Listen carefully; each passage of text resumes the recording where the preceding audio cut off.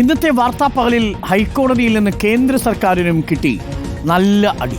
മുണ്ടക്കൈ ചൂരൽമല ദുരന്തമുഖത്തെ രക്ഷാപ്രവർത്തനത്തിന്റെ തുക തിരികെ ആവശ്യപ്പെട്ട കേന്ദ്ര സർക്കാരിന് ഹൈക്കോടതിയുടെ രൂക്ഷ വിമർശനമാണെന്ന് കേൾക്കേണ്ടി വന്നത്. 2006, 2016, 2017 വർഷങ്ങളിലെ ദുരന്തങ്ങളുടെ എയർലിഫ്റ്റിംഗ് ചാർജുകൾ എന്തിനാണിപ്പോൾ കേന്ദ്രം ആവശ്യപ്പെടുന്നതെന്ന് ഡിവിഷൻ ബെഞ്ച് ചോദിച്ചു. കോടതി പറഞ്ഞത് നമുക്ക് വിശദമായി ഒന്ന് പരിശോധിച്ചു വരാം.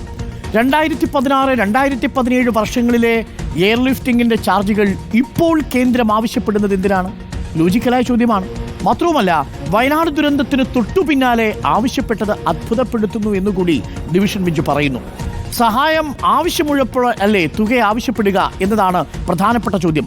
2016 സംഭവിച്ച പ്രളയത്തിലെ അല്ലെങ്കിൽ മറ്റൊരു ദുരന്തത്തിലെ എയർലിഫ്റ്റിംഗിന്റെ ചാർജ് 8 വർഷത്തിന് ശേഷം മറ്റൊരു ഉരുൾപൊട്ടൽ ദുരന്തമുണ്ടായി സഹായം അഭ്യർത്ഥിച്ചിരിക്കുന്ന സാഹചര്യത്തിൽ എന്തിനാണ് ചോദിച്ചത് എന്ന വളരെ ലോജിക്കലായ ചോദ്യമാണ് കോടതി ചോദിച്ചത്.